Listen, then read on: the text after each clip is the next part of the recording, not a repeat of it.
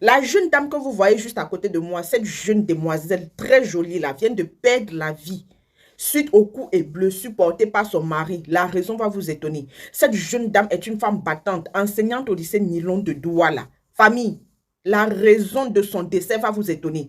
Partagez cette vidéo au maximum parce que je tiens ici à partager le témoignage d'une de ses proches. Je vous en prie.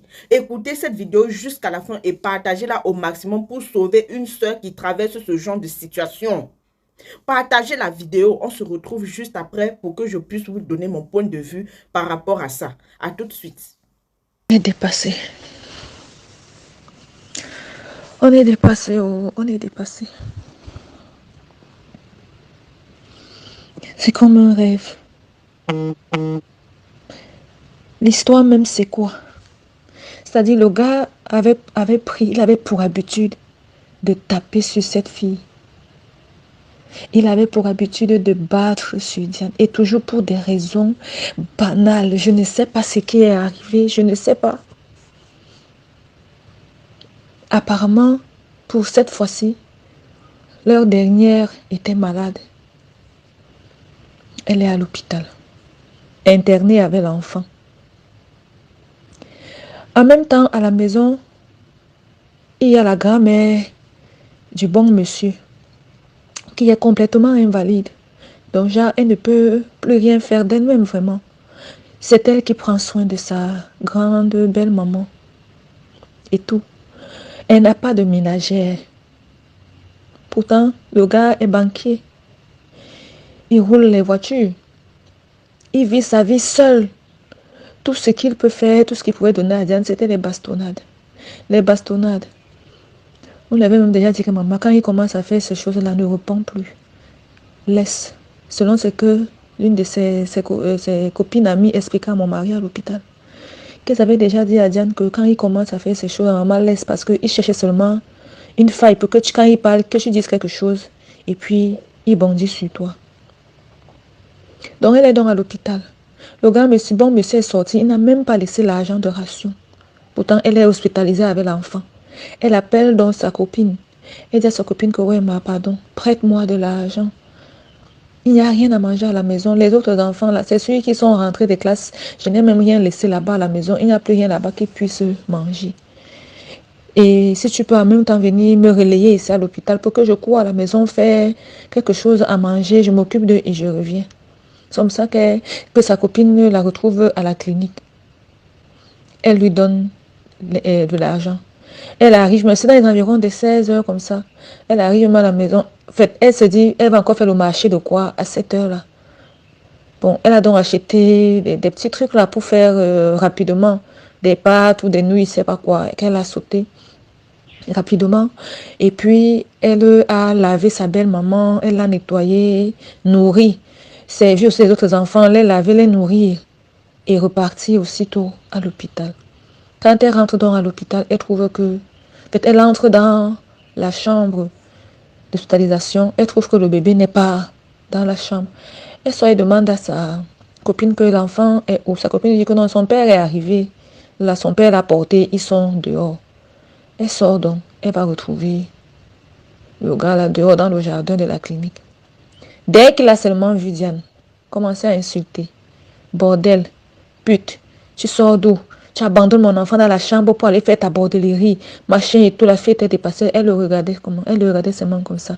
Qu'elle n'a même pas dit, qu'elle n'a même pas répondu. Il l'a insulté, il l'a tout dit, il l'a bavardé. Elle le regardait seulement. Elle le regardait seulement.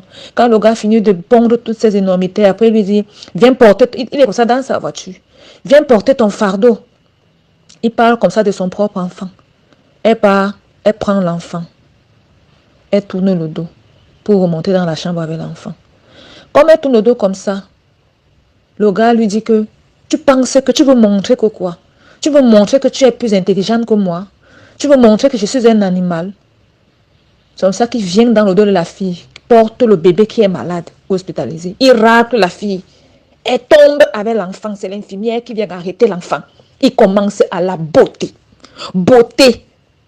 Moi, j'ai dit à mon mari que même les vigiles qui sont dans cette clinique-là, on doit les arrêter, doivent être enfermés parce que Ils n'ont pas porté secours à une personne en détresse. Comment on peut taper à ce point? Si elle est arrivée à perdre sa vie, ça veut dire qu'il l'a copieusement battue. Et la fille dit que quand les vigiles voulaient aller intervenir, il a dit aux vigiles que c'est ma femme. Est-ce que c'est une raison? Vous voyez comment on est en train de tuer quelqu'un devant vous, dans une clinique? Il n'a qu'à la tuer chez lui. Comment vous pouvez laisser quelqu'un venir taper quelqu'un à ce point à l'intérieur de l'hôpital? Quelqu'un qui est interné dans votre hôpital. Le gars, c'était avec les coups de pied, coups de poing, coups de pied. Donc, il la bottait comme du n'importe quoi. Elle criait, elle criait. Quand il a fini de faire son forfait là, il entre. Il a commencé à la traîner pour aller la mettre dans la malle arrière de la voiture. Il dit, il l'a traîné pour la mettre dans la malle arrière. Donc, vous pouvez imaginer à quel point il avait déjà animalisé l'enfant. Elle s'est débattue pour ne pas entrer dans la malle arrière. Il l'a finalement laissé. Elle commence à crier, le ventre. J'ai mal au ventre. J'ai mal au ventre. La douleur ne fait que monter. La douleur ne fait que monter. 30 minutes après, le ventre gonfle déjà. Le ventre gonfle. Il se passe quoi dans le ventre? Il y a l'hémorragie. C'est pour ça que dans la clinique là, on programme directement une opération d'urgence. 2 litres de sang dans le ventre. 2 litres de sang. Où l'opération s'est passée comment? Où l'opération s'est passée comment? Au réveil, à son réveil, dès qu'elle sort de là, elle commence à vomir. Vomir le sang, la mousse, le sang, la mousse, le sang dans le vomi. Ça qu'elle tombe encore dans les paumes.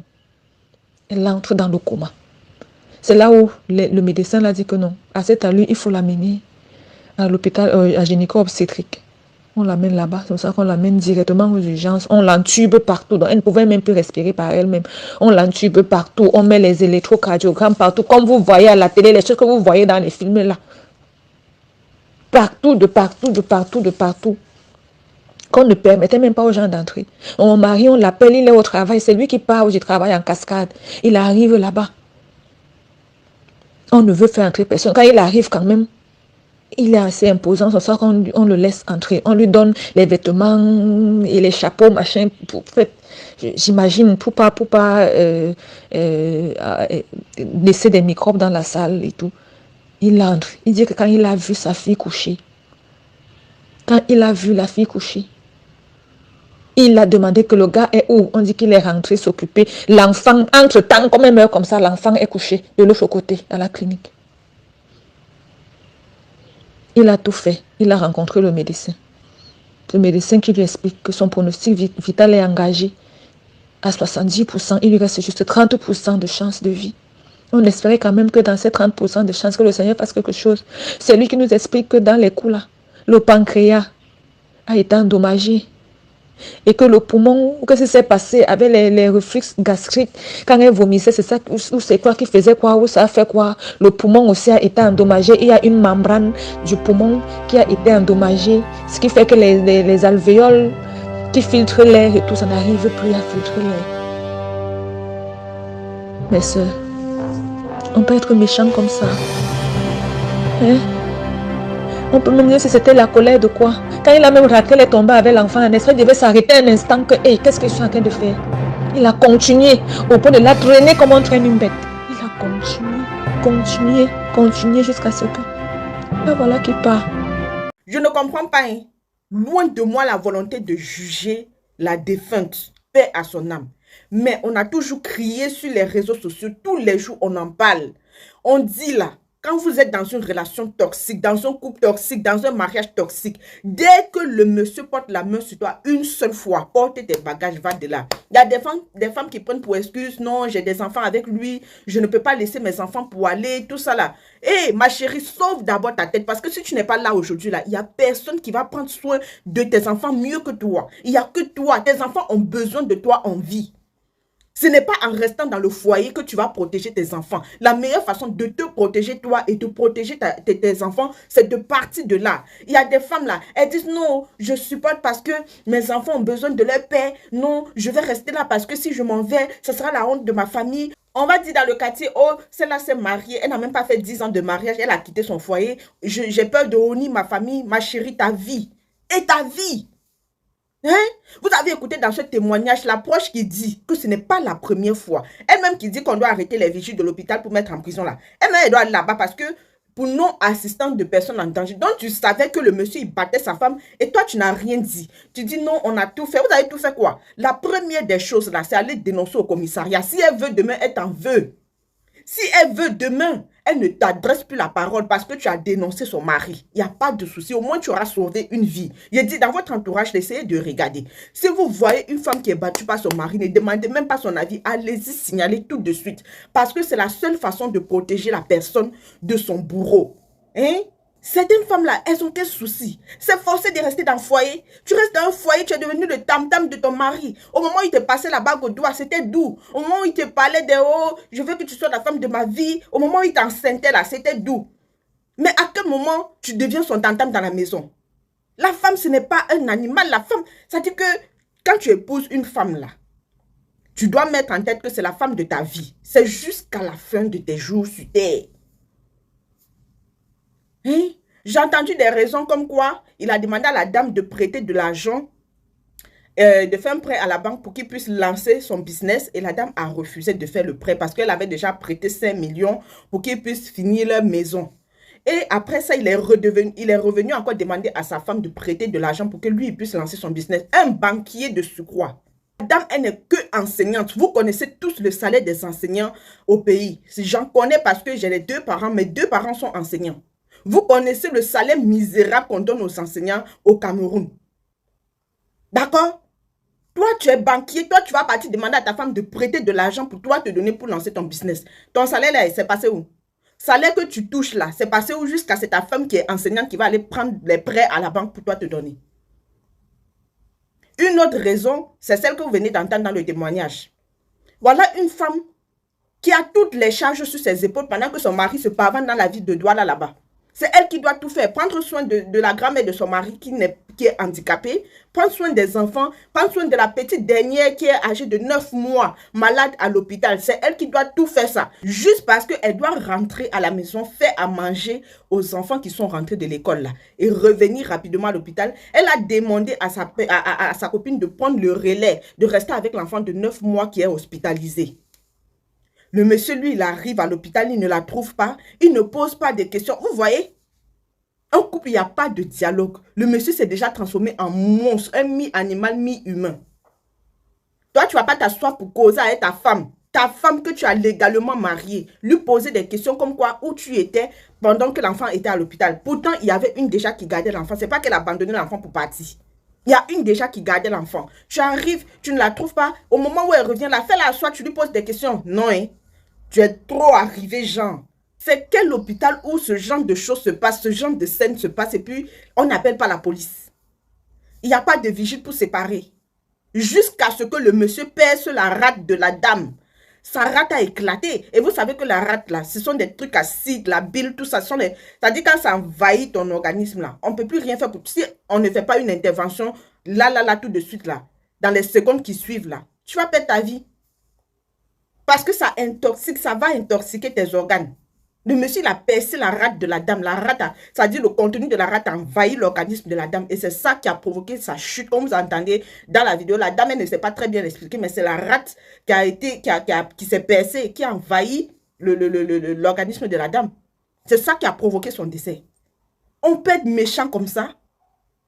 On peut être mauvais comme ça. Une famille tout entière te confie leur fille. Tu as transformé leur fille en tam-tam dans le mariage. Tu as chosifié leur enfant jusqu'à ce que mort s'en suive. Il dit, les femmes là, on vous parle tous les jours ici. Je ne connais pas combien de vidéos j'ai déjà fait sur ce genre de cas là.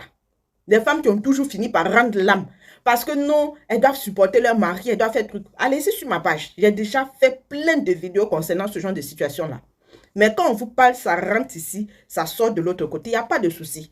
Quand ça va venir nous trouver sur Facebook, là, on va prendre et puis on va sensibiliser les autres personnes qui sont encore en vie en espérant les sauver. Une gifle, là, ça peut commencer par une gifle jusqu'à ce qu'on vous mette 6 pieds sur terre. Si vous n'avez pas encore compris ça, là, c'est le moment de mettre ça dans votre crâne. Un homme qui est capable de lever la main sur une femme n'est pas un homme digne de ce nom. Ce n'est pas un homme qui porte ses couilles. Parce que s'il était trop fort là, il allait se confronter avec ses amis garçons. Pas venir sur sa femme, la transformer en tam-tam dans le foyer. C'est un lâche, ce monsieur. C'est un lâche de la dernière espèce. Au premier coup, chère dame, portez vos affaires, vous partez. Vos enfants ont besoin de vous voir vivante. Vos enfants ont besoin de vous. Il n'y a personne qui peut aimer vos enfants mieux que vous. Cette dame a tellement subi. Vu le témoignage de sa proche, elle a tellement subi, mais elle a supporté. Elle est restée recroquevillée sur elle-même jusqu'à ce que voilà le résultat. Alors, en conclusion, peu importe la raison qui a poussé le monsieur à agir de la sorte, les femmes doivent commencer à se prendre en main. Le mariage, là, ce n'est pas une fin en soi. Voilà, si tu es dans un couple sain, si tu es dans un couple tranquille où le monsieur te respecte, il n'y a pas de souci. Mais si tu es dans un couple où tu es devenu le tam-tam de ton mari, à la moindre occasion, il n'y a pas de dialogue, il porte la main sur toi et tout ça, ma chérie. Prends-toi en main et va de là, sors de là. Ce n'est pas forcé de rester dans le mariage. Ce n'est pas forcé. Ce n'est pas forcé de rester là-bas. J'espère que mon message n'est pas tombé dans les oreilles des sourds. C'est le 5e féminicide qu'on enregistre à Douala en l'espace d'1 mois. C'est trop. C'est trop.